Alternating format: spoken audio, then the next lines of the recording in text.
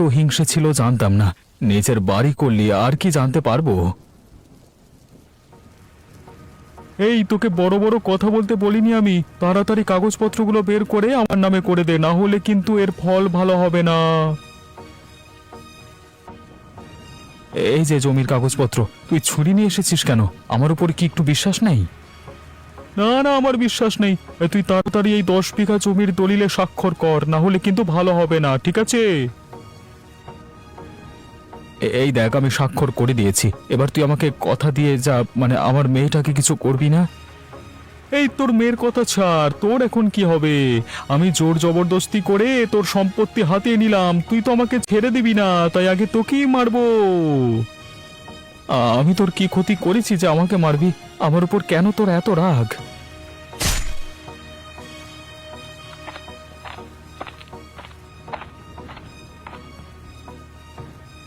কাকু, তুমি বাবাকে মেরে ফেললে?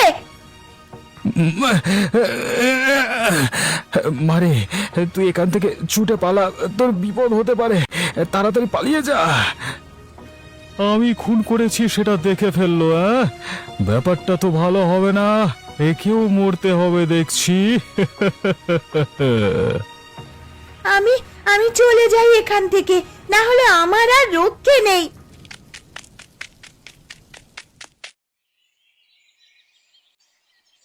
আচ্ছা, আপনি হঠাৎ আমাদের বাড়িতে কাজের লোক হলেন কেন? দেখে তো আপনাকে শিক্ষিত মনে হচ্ছে। এসব আমি বলতে পারবো না, তবে একটা কাজের দরকার ছিল, তাই জন্যই কাজের মেয়ে হয়ে এই কাজ করছি। আপনি তো কাল থেকে আমাদের বাড়িতে কাজে আসছেন। হ্যাঁ, কাল থেকেই আপনাদের বাড়িতে কাজ করছি, তবে কাল আপনি তো বাড়িতে ছিলেন না, তাই জন্যই আমাকে দেখেননি। বুঝলাম। আপনার বাড়িতে কে কে আছে? আমি আর আমার মেয়ে থাকি। আচ্ছা, মেয়ে তাহলে কি পড়াশোনা করছে নাকি? কত বছর বয়স তার? না না, পড়াশুনো করে না, বাড়ির কাজকর্ম করে। বেশি বয়স নয়, এই 14 বছর বয়স। এত কম বয়সী একটা মেয়ে, সে এখন পড়াশোনা না করে কাজকর্ম করছে। তোমাদের কি সমস্যা আমাকে বলো, সমাধান করে দেব। কর্তাবাবু, আমাকে মাফ করবেন, আমি এসব বলতে পারবো না। আমি কাজ করে নিয়ে বাড়ি যাব, আমাকে কাজ করতে দিন মোড়ল মশাই। আচ্ছা ঠিক আছে, আপনি বলতে চাইছেন না যখন, জোর করব না। আপনি আপনার কাজ করে নিন। কর্তাবাবু, এই বাসনগুলো পরিষ্কার করা হয়ে গেলে মোটামুটি সব কাজই শেষ হয়ে যাবে। আমি তাহলে বাড়ি যাব, গিয়ে আবার রান্না বান্না করতে হবে। আচ্ছা ঠিক আছে, তাই বাড়ি চলে যাও।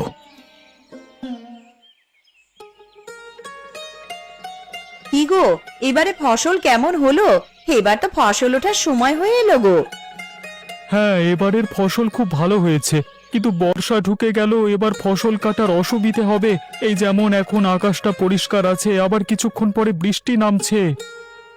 বর্ষাকালটা তো ঠিক এই রকমই, কখন বৃষ্টি হবে কেউ জানে না। তবে ওই 10 বিঘা জমিতে কেমন চাষ হচ্ছে গো? ওই 10 বিঘা জমি যেটা আমি দখল করে নিয়েছিলাম, ওটার কথা বলছো তো? হ্যাঁ গো হ্যাঁ, তোমার দাদার জমি, এত কষ্ট করে যেটা আদায় করেছো। ওই জমিটার উপর কি আমার এমনি এমনি লক্ষ্য ছিল নাকি? ওই জমিটা খুব উর্বর, তাই জন্য তো এত কাঠখড় পুড়িয়ে মানে ওই জমি আমার নামে করে নিলাম, এখন দারুণ ফসল হচ্ছে। সত্যি ভাবা যায়, তুমি কোথায় ছিলে আর এখন কোথায় এসে দাঁড়িয়েছো। তবে ভয় একটাই, দাদার মেয়ে অর্থাৎ মেঘা যদি সবার সামনে মুখ খোলে তাহলেই আমি শেষ। সকল সন্দেহ আমাকে করে, কিন্তু প্রমাণ নেই তো কিছু করতে পারে না। কতবার মারবার চেষ্টা করলাম, কিন্তু একটা চেষ্টাও সফল হলো না গো। আশা করছি ওরা কাউকে কিছু বলবে না, সব সময় তো ভয়ে ভয়েই থাকি। থাকবে নাই বা কেন, নিজের চোখের সামনে বাবাকে খুন হতে দেখেছি, সাহস করে আর কিছু বলতে যাবে না আশা করছি। কি হলো গো, তুমি আবার উঠে পড়লে কেন? একবার যাব জমির দিকে, দেখি সব কর্মচারীগুলো ঠিকঠাক কাজ করছে কিনা। লক্ষ কোটি দিতেই হবে। আচ্ছা ঠিক আছে, তুমি তাহলে যাও, আমি বরং বাড়ির সমস্ত কাজকর্মগুলো করে রাখি। দুপুরে খাওয়ার সময় ফিরে এসো কিন্তু। হ্যাঁ, খাওয়ার সময় আমি চলে আসবো, এখন আসছি বুঝলে।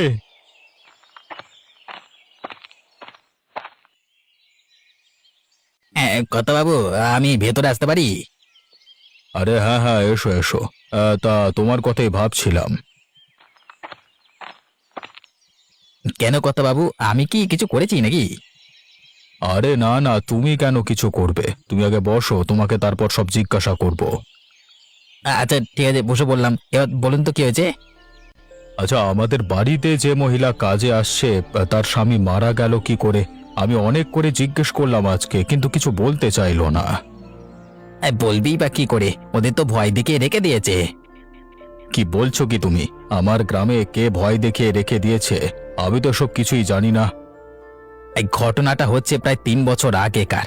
তখন আপনি এই গ্রামের মোড়ল মশাই ছিলেন না, অন্য একজন ছিলেন। ওনার স্বামীর নাম ছিল মোহিত। তার ভাই রতন সম্পত্তির লোভে তাকে খুন করে। কোনো প্রমাণ নেই, কিন্তু সকলেই জানে ও করেছে। তাহলে ওই মহিলা আমাদেরকে বলেনি কেন? আমরা তো কিছু একটা ব্যবস্থা নিতাম। বলবে না? যদি বলে তাহলে ওর মেয়ে মেঘাকে মেরে দেবে রতন, এরকম হুমকি দিয়েছে। তাহলে সব সম্পত্তি লুটে নিয়েছে ওই রতন, তাই জন্য এত কিছু? হ্যাঁ, সব লুটে নিয়েছে। মোহিত দাদার একটা হোটেল ছিল, চিংড়ি পোলাও করতো, শুধুমাত্র ওটা এখনো হাতিয়ে নেয়নি। তবে ওই হোটেলও বন্ধ, খুলতে দেয় না। আমার গ্রামেতে এরকম অত্যাচার আমি কিছুতেই সহ্য করব না। আবার খুনও করেছে, তাই শাস্তিও পাইনি। না না, শাস্তি পায়নি। আগের মোড়ল মশাই ওনার সাথে গলায় গলায় ভাব ছিল, তাই জন্য খুন করেও বেঁচে গেছে। কিন্তু আমি এটা হতে দেব না। আজকে বিকেলে যাব একবার ওদের বাড়িতে, দিয়ে সব কিছু ভালোভাবে বলবো। দুপুরে শুয়ে একটা পরিকল্পনা করতে হবে।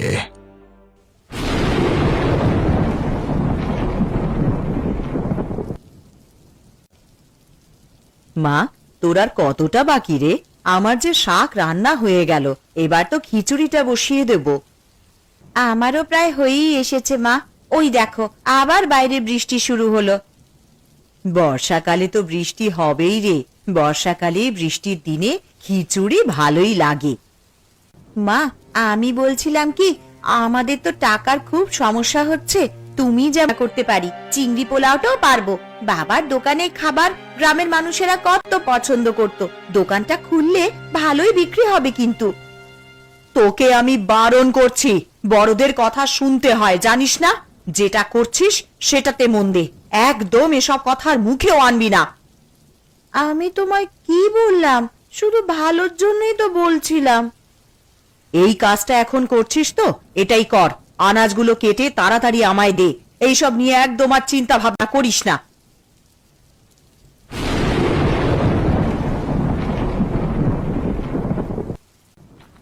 গিন্নি, আমি বাড়ি চলে এসেছি। ও বাবা, তুমি যে খাবার বেড়ে বসে রয়েছো। আমি তো ভাবলাম আর একটু আগেই চলে আসবে, তাই জন্যই তো খাবার বের করেই রেখেছি। তুমি তো পুরো বৃষ্টিতে ভিজে গেছো গো। এই পাশে থাকা গামছাটা দিয়ে গা হাত পা গুলো ভালো করে মুছে নাও। আজকে তবু কিছুটা ফসল কাটা হয়ে গেল। দাঁড়িয়ে থেকে কাজ করালে তবেই ভালো কাজ হয়, বুঝলে? আচ্ছা, আগে খেতে বসো, তারপর না হয় বাকি কথা বলবে।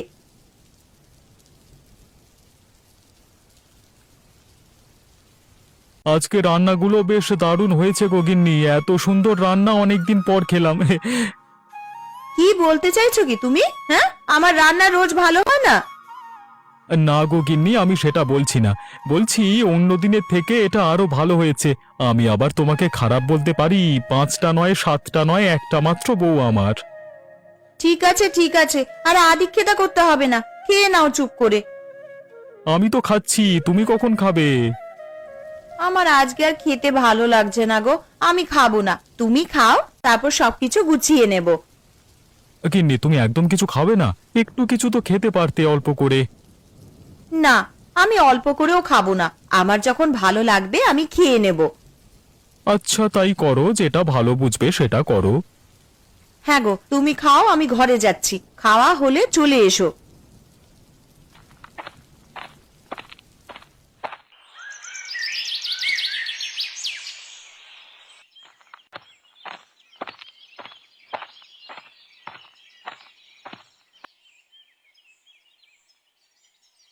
এই যে সুমতি, আপনাকে বলছি, আমি সবকিছু জানতে পেরেছি। আপনার সাথে কিছু কথা আছে। আরে মোড়ল মশাই, আপনি আমার বাড়িতে? এ তো আমার পরম সৌভাগ্য। আসুন, ভেতরে এসে বসুন। দিদি তুমি ভয় পেও না, আমাদের মোড়ল মশাই সবকিছু ঠিক করতে এসেছে। ভেতরে চলো, কথা বলছি। মেঘা, তুইও ভেতরে আয়। আচ্ছা, চলেন তাহলে। সুমতি, আমি জানতে পেরেছি আপনার স্বামীর ভাই আপনার স্বামীকে খুন করেছে, কিন্তু কোনো শাস্তি পায়নি। এটা কি সত্যি? দেখুন, আমাকে সত্যি কথা বলবেন, ভয় পাওয়ার দরকার নেই। আমার কাকু খুন করেছে আমার বাবাকে, আমি নিজের চোখে দেখেছি। আর আমাদেরকে ভয় দেখায়, বলে আমাকেও মেরে দেবে। মা, তোমরা ভয় পেও না, আমি আছি, সবকিছু দেখে নেব। কিন্তু এসব কি শুধু সম্পত্তির জন্যই করেছে? হ্যাঁ, সম্পত্তির লোভে মানুষটাকে মেরে দিল। বললে তো সম্পত্তি আমরা এমনি দিয়ে দিতাম, আমাদের সুখের সংসারকে ধ্বংস করলো। আমি বুঝতে পারছি আপনাদের কষ্ট, তবে ওনার একটা শিক্ষা পাওয়া দরকার। হ্যাঁ, প্রমাণ নেই, শাস্তি দিতে পারবো না, তবে উচিত শিক্ষা দিতে পারবো। রবি, তুমি কি কিছু ভেবেছো? হ্যাঁ, ওই রতন দাদার সম্পত্তি নেশা, ওকে ওই টোপ দিয়েই জালে ফেলবো। আপনি কি বলছেন? আমি তো কিছুই বুঝতে পারছি না। আপনি একদিন রতন দাদার কাছে যাবেন, গিয়ে বলবেন আমি বাকি সম্পত্তিও আপনার নামে লিখে দিচ্ছি। হ্যাঁ, আর এই গ্রাম ছেড়ে দেব, তবে শেষবারের মতো আমাদের হোটেলে দেখা করুন। হ্যাঁ, কিন্তু দেখা করে কি হবে? যখনই আসবে হোটেলে, তাই রাতের দিকে আমি আর আমার এক সঙ্গী মিলে হোটেলে লুকিয়ে থাকবো। যেই প্রবেশ করবে দরজা দিয়ে, তোখানে সেখানে ছুরি দিয়ে, মানে ছুরি হাতে আমি অপেক্ষা করবো, দিয়ে মেরে ফেলবার ভয় দেখাবো। এতে নিশ্চয়ই কাজ হবে। বুদ্ধিটা আমার বেশ ভালো লেগেছে, এতে উচিত শিক্ষা পাবে। তাহলে আপনি কালকে সকালে একবার গিয়ে বলে আসবেন যেন কালকে রাত্রে দেখা করে আপনাদের চিংড়ি পোলাওয়ের হোটেলে। আচ্ছা, আপনি যেমনটি বলবেন। ঠিক আছে, আমরা এখন চললাম। কালকে সকালে ওদের বাড়িতে বলে আমাদের বাড়িতে কাজে যাবে, আমি সব শুনবো, কেমন?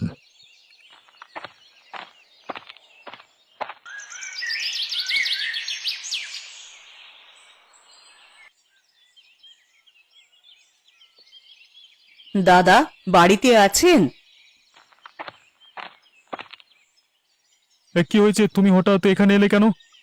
আবার কি কোনো গন্ডগোল পাকিয়েছো নাকি? দেখো, কাউকে কিছু বললে কিন্তু একদম ভালো হবে না। না না দাদা, ওসব কিছু নয়। আমি সব সম্পত্তি আপনাদের নামে করে দিয়ে এই গ্রাম ছেড়ে চলে যেতে চাই, তাই আপনাকে জানাতে এলাম। বাহ, তাহলে কবে দিচ্ছ? আমি একবার আমাদের ওই চিংড়ি পোলাওয়ের হোটেলে যেতে চাই। আজকে রাত্রিবেলায় আপনি ওখানে আসুন, আমি সব কাগজপত্রে স্বাক্ষর করে আপনার নামে সবকিছু করে দেব। আচ্ছা আচ্ছা, ঠিক আছে, ভালোই করেছো। হে, না হলে এমনিতে আমি কেড়েই নিতাম। তাই এসব কথা কেউ যেন জানতে না পারে, তাহলে কিন্তু বিপদ হবে তোমার মেয়ের, তাই না? দাদা, এতদিনে কেউ যখন জানেনি, এর পরেও জানতে পারবে না। আর আমরা তো এই গ্রাম ছেড়ে অনেক দূরেই চলে যাব। ঠিক আছে, এখন যাও, আমি ঠিক সময় পৌঁছে যাব। দেরি যেন না হয়, আর কাগজপত্র ঠিকঠাক করে নিয়ে যাবে। হ্যাঁ, আপনি কিছু চিন্তা করবেন না।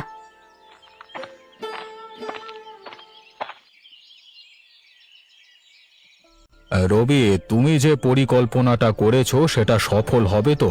আর তুমি তো আবার সেই বন্ধুকে ডেকেছো।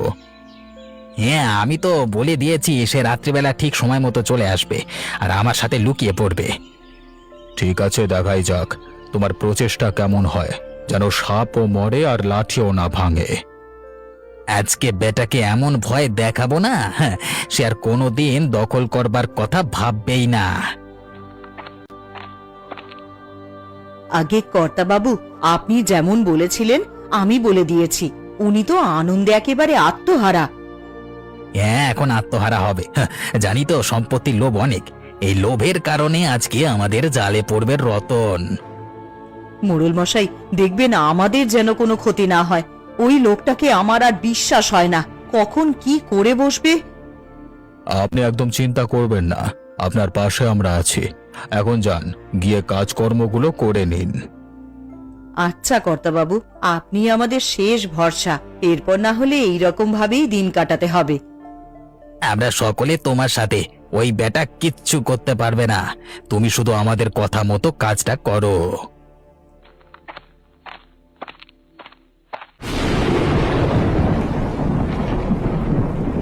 তোমরা সব ঠিকঠাক জায়গায় লুকিয়ে পড়েছো তো? কোনো অসুবিধা হয়নি তো? এই না না, আমরা ঠিকঠাক জায়গাতেই লুকিয়ে পড়েছি। আর আপনি এসব নিয়ে কথা বলবেন না, রতনের আসবার সময় হয়ে গেছে।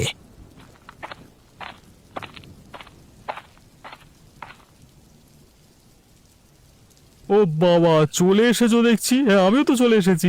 তো ও, সামনে কাগজপত্রগুলো রেখে দিয়েছো, ভালো ভালো ভালো, ভালো কাজ করেছো। হে, হ্যাঁ, আমি যত তাড়াতাড়ি সম্ভব এই গ্রাম ছাড়তে চাই। এইভাবে বেঁচে থাকতে চাই না আমি। হ্যাঁ, তো চলে যা। তার আগে আমাকে সব দিয়ে যা, তাড়াতাড়ি স্বাক্ষরটা কর। এই এই, কারা তোমরা? এই এরকম ভাবে আমার দিকে এগিয়ে আসছো কেন? এই কারা? তোমার সম্পত্তি নেওয়ার খুব ইচ্ছে, হ্যাঁ? এবার দেখ কেমন সম্পত্তি দিই তোকে, মার। এই, তোমরা ওকে মেরো না। আমি সব সম্পত্তি তোমাদের মনে করে দিয়ে দেবো। আমাকে মেরো না। আজকে তোকে কেউ বাঁচাতে পারবে না, আমাদের হাত থেকে কেউ বাঁচাতে পারবে না রে। এই সমুদ্রে, তুই আমার সাথে বিশ্বাসঘাতকতা করলি। আমি ভাবিনি তুই এরকম করবি রে। আপনি যদি বিশ্বাসঘাতকতা করতে পারেন তাহলে তো আমিও পারি। 3 বছর আগের কথা মনে পড়ছে? এইরকমই একদিন রাতে বাইরে বৃষ্টি হচ্ছে, আজকেও সেই দিনও হয়েছিল। আমার স্বামী তো আপনাকে সমস্ত সম্পত্তি লিখে দিয়েছিল। তাহলে আমার স্বামীকে মারার কি দরকার ছিল? আমাদের সুখের সংসার ধ্বংস করলেন তো। কিরে, এবার উত্তর দে। আমার অনেক বড় ভুল হয়েছে। আমাকে তোমরা ক্ষমা করে দাও। আমি তোমাদের পরিবারের দায়িত্ব নিলাম, কোনোদিন কিছুতে অভাব হবে না। আমরা মোড়ল মশাইয়ের লোক, এখন মোড়ল মশাইয়ের বাড়িতে চল, ওখানে গিয়ে তোর ফাইসাল্লা হবে, চল।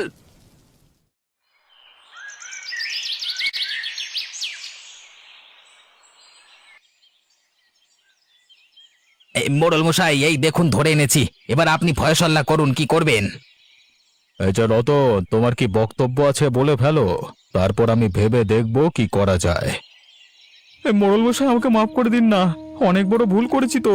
আমি তো মোহন দাদার জীবন ফেরত দিতে পারবো না, তবে আমি আমার বৌদিদের দায়িত্ব নেব।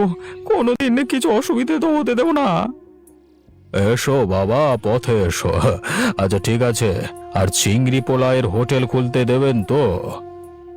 সবকিছু করবে, নিজের ইচ্ছে মতো জীবন যাপন করবে। আমি আর ওদের জীবনে কোনোদিন বাধা সৃষ্টি করব না। মৃত্যু ভয় এরকমই হয়। তখন আমি মোড়ল ছিলাম না, যা ইচ্ছে তাই করে নিয়েছিস। তবে সব সময় সত্যের জয় হয়। যে সৎ পথে চলে তার জয় হয়। তোকেও বলছি, আবার নতুন করে শুরু কর। আর এবারে জোচ্চুরি নয়, সৎ পথে রোজগার করবি।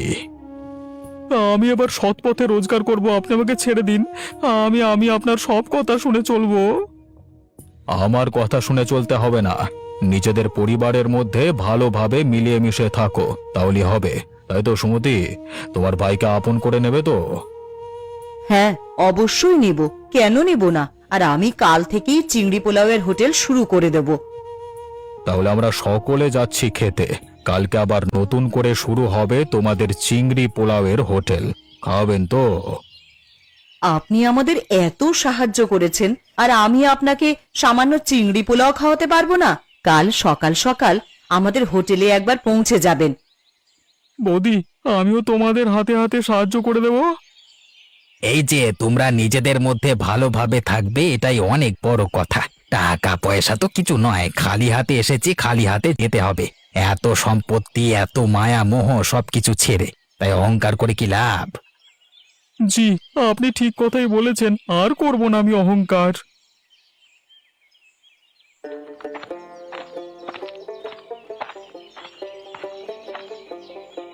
আসুন মোড়ল মশাই, আসুন। আমি আপনারই অপেক্ষা করছিলাম। আবার 3 বছর পর আমাদের এই চিংড়ি পোলাওয়ের হোটেল খুলেছে। আজকে আমি আর মেঘা খুবই আনন্দিত। সেসব না হয় ঠিক আছে, এবার কিন্তু মেঘাকে পড়তে হবে। এত কম বয়সে কাজ করতে দেব না আমি। কি মেঘা মা, পড়বি তো? হ্যাঁ মোড়ল মশাই, আমি পড়বো। আমাদের হোটেল যখন খুলে গেছে, আর অর্থের অভাব হবে না। মোড়ল মশাই, আপনার খাওয়ার যে ঠান্ডা হয়ে যাচ্ছে, আসেন খেতে বসেন। আমাদের হোটেলের চিংড়ি পোলাও খান। তারক, রবি, এসো খেতে বসবে, এসো। অনেক দূর থেকে হেঁটে হেঁটে এসেছি, ক্ষুধা লাগছে আমার।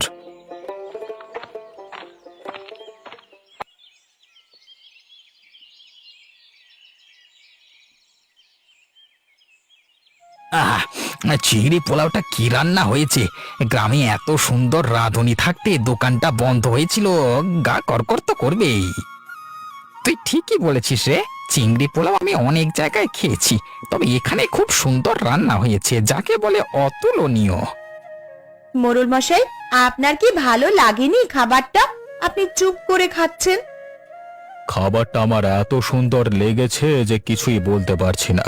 সত্যি তোমার মায়ের হাতের রান্না খুব সুন্দর। আর অন্য কি রান্না ভালো হয় জানি না, তবে এই চিংড়ি পোলাও খুব সুন্দর হয়েছে। আচ্ছা মোড়ল মশাই, কি ভাগ্যে সেই বেলায় আর বৃষ্টি হয়নি। বৃষ্টি হলে আর আপনি আসতেই পারতেন না। এবার যেদিন ইচ্ছে হবে বৃষ্টি হলেও চলে আসবো। বৃষ্টির জন্য এরকম খাওয়ার হাতছাড়া করা যাবে না, কি বলো রবি? একদম ঠিক বলেছেন।